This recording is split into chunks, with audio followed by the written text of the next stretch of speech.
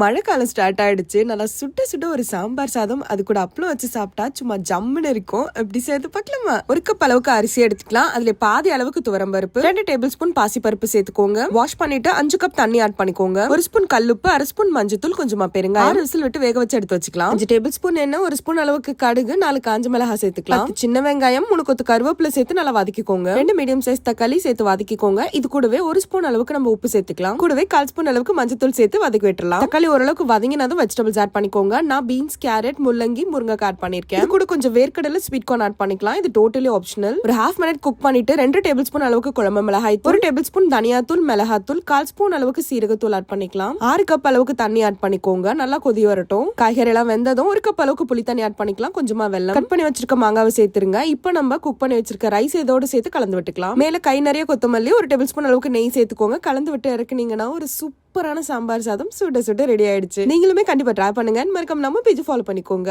பாய்.